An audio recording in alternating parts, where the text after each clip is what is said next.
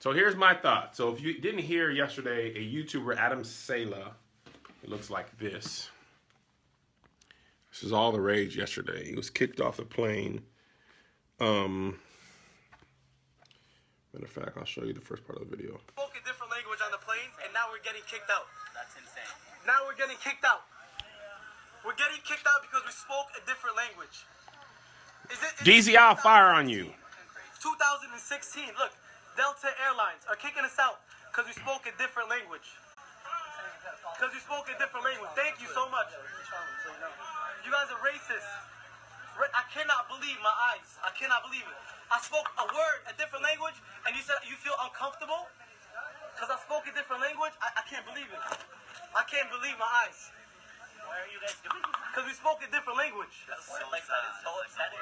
And you guys, are you serious? I'm about to cry right now, seriously. We said a word in a different language, and there's 6 white people against us bearded men. 6 white people against us bearded men. How did you kick them? I feel uncomfortable. No, you're going to kick us out once we go outside. That's what's going to happen. They're going to kick us out. Delta Airlines. And I have an account with you guys, too. I spoke a different language, and they're kicking us out. Thank you so much. Thank you. I appreciate it. Thank you so much. Kicked out. Thank you so much, man. Those white people complaining about these people speaking in a different Thank you. I language. appreciate it. I am upset that that's happening. Really Thank you upset. so much. You kicked them out. They cursed us out. He told me shut the fuck up. We never cursed. Oh, I didn't He know told me to they shut had up. that language. We never cursed. Freedom of speech. They can speak in whatever language they want to on Thank the you so plane. much, man. No. Let me talk. Hey guys, I'm Adam. All right. So that's what happened. Now, let me go back, because this actually happened to a friend of mine, Amir, who works with me at ADD, was on a plane flying Southwest about a year and a half ago or so, and he was saying goodbye to his mom on the phone in Arabic, and he got kicked off the plane because a person said they were uncomfortable because he was speaking Arabic. So here's the first part. Can you imagine if you spoke Korean or Spanish or you spoke in tongues and you got kicked off an airplane? Like, it would be like, sometimes the Holy Ghost is all over me, you know, right before I get on the plane. I pray, because you just never know coming down. So imagine if you're on the plane and you're just like,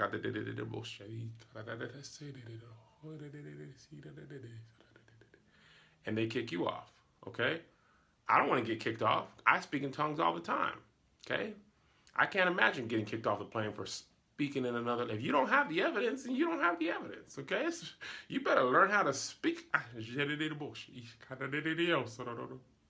Hallelujah, hallelujah.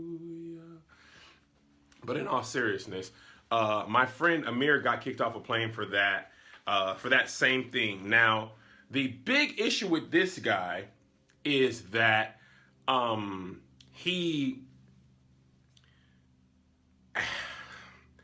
has a past of fake pranks. Okay, he's done some fake pranks, some inciting pranks. He did a fake prank that made the NYPD look bad. He did a prank where he said he flew himself in a he did a prank where he said he stuck himself in a suitcase and smuggled himself on the plane. And obviously that's fake. I mean, number one, you can't put baggage on a plane that doesn't belong to someone. That's the first thing. In order to check baggage, you have to be on that flight. So someone has to show an ID, say, this is my bag. They don't just throw a bag on a plane. Number two, if you just think about logistically how bags work, when you throw it on, without it being checked, the bag won't know where to go, okay? So without that little tag, it won't know where to go. And then on a physiological level, if you're in the cargo hold part of a plane, you will die.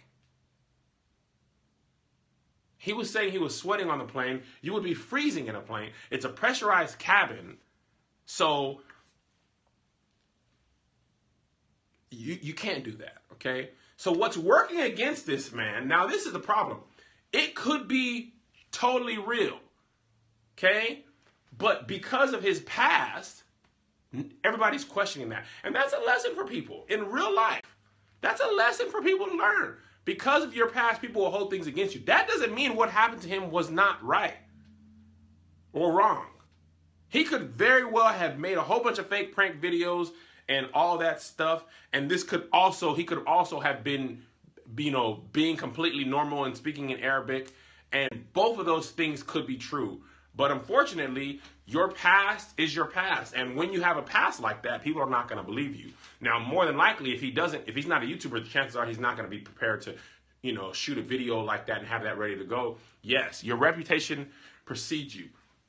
But what he brings up, whether he is fake or not, is something that happens to real people. And that's kind of the thing that hurts him, is because he's the boy who cried wolf, it takes away this legitimate problem for people who are really doing this. Like I said, I don't know if this is real or not. And what I mean by real or not is whether he did this to incite this or if he really was doing this. But what happens is, not only does does his past hurt him, this takes away from when this really happens to real people who are not YouTubers. Okay? So, he could be a fake prankster, and he could really have been kicked off the plane for doing something that was innocent. And those things are not mutually exclusive.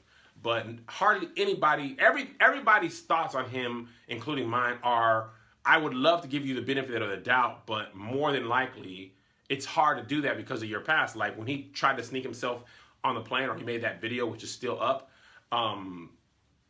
the plane, the airline responded, was like, okay, nice try, but we have video footage of you entering the plane. So like, stop trying to make it. Their thing was, you're trying to make us look stupid, like we would just let somebody smuggle a bag on his plane. So,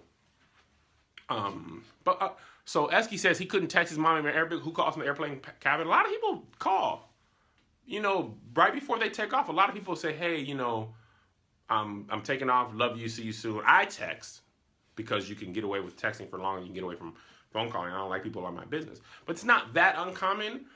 It is very uncommon for people to speak Arabic on airplanes.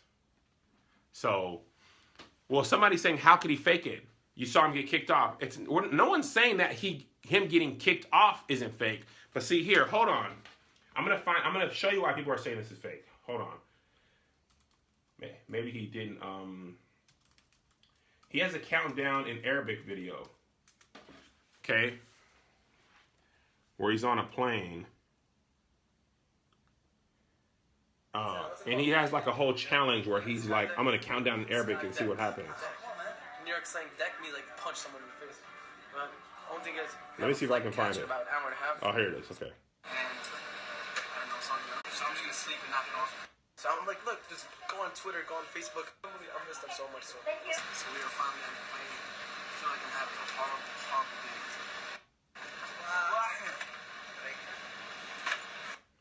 You have to get. All right, here it is. Like this whole freaking oh my god. I'm just glad it's fine. I go see the homies Muscle. My family. I missed them so much. So we were finally on the plane. I feel like I'm having a horrible day. And I don't know. So I'm just gonna sleep and knock it off. I got so much on my mind. I'm gonna knock out, wake up, and see how I feel. As long as I see my family, I'll be able to see how it goes. So whatever happened if we count down in the plane. Countdown, let's see, like 10? No, bro, what? Like, keep down, what? Keep down what? Bro, no. I think countdown, Arabic, freedom of speech, it's a social experiment, you know what I'm saying? It's a social experiment. Best of experiments. Huh? Alright? 10 9 8 7 6 5 4 3 2 1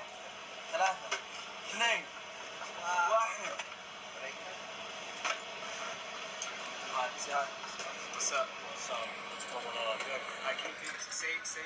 So it's things like that are making people be like, all right, fam, you more than likely could have done something like speaking more, louder than normal in Arabic or whatever. So that's why people are saying that, because he has a reputation of doing things to get attention, social experiments, things like that. So again, without seeing the video of what happened before he was kicked off the plane, it's hard to tell whether it's legitimate or whether it's something for YouTube videos. And let me tell you something, man. People will do nearly anything for YouTube video views. I mean, that type of virality that he had yesterday that's a YouTuber's dream, especially if that's the type of content that you make. This is just like, it was on the news, it was on Twitter. His Twitter video got hundreds of thousands of views. Now, fortunately, he's got a lot of hate. But my biggest issue with this is that, unfortunately, this happens to real people that are not YouTubers. And what he may have done for YouTube video views takes away of how this affects regular people who are not doing that for YouTube video views. Okay, so Waleed, who works with me, he gets doggone randomly searched. He said 90% of the time he's Afghani, and he goes to airports 2.5 hours to 3 hours early because he gets randomly selected. He's like 2 out of 3 times, 4 out of 5 times, 9 out of 10 times he gets randomly selected. So if regular people like that are doing things like that, or having this effect, then people who may be doing this for YouTube video views, it hurts a regular person's life. So that's kind of my thought on it. And I hate that I can't blindly believe him. And it's kind of a culture of the internet to, like, whoever gets the story out first is generally the story that you believe. So before I knew who he was, and I just saw the video, and I was like, dang, fam, that's super weak. And then everybody was like, well, I don't know, y'all got to check out your boy. So I started checking out more about him, and then I was just like, oh, well, did you really do that? Did you know what I mean? It's like, it's hard to tell. Like, if you were in a court of law, it's just like in court. If you have no criminal history, then the judge, the jury, the prosecution, the defense approaches this. But if you have a terrible criminal history, and then you commit a crime that's in the similar vein of crimes you've been convicted of, whether or not you really did this crime is almost irrelevant, because people are like, but he did all that stuff. So the likelihood that he did this is very high. You know, that's why people are like, well, what kind of criminal history does this person have? And unfortunately, for this guy, his YouTube history is preceding what, this act that is happening. But, there was another video of this white lady yelling at a Mexican lady in Target, and like another video my sister-in-law just sent me of a police officer choking this woman after a white guy apparently had choked her son. And that's kind of the reason why I make my YouTube videos, because the world, the racial tensions in America, I can't think of a time where it was this tense. It seemed like, I don't know, because social media or whatever, but it seems more tense than ever, like on social media. Like in my day-to-day life in California, one of the benefits of living in California is it's a very open-minded, liberal state. But when I go to Atlanta or Alabama, things like that, I'm still never really comfortable when police are behind me or anything like that. But when I'm in Alabama, Mississippi, Georgia, South Carolina, I'm a little calmer. I don't trip as much, because you just don't know. All right, it's your boy KevOnStage. Unfortunately, I have to go feed my children and run some errands, but I did want to give you guys my thoughts on this. So God bless you. God keep you. We'll see you at the conference.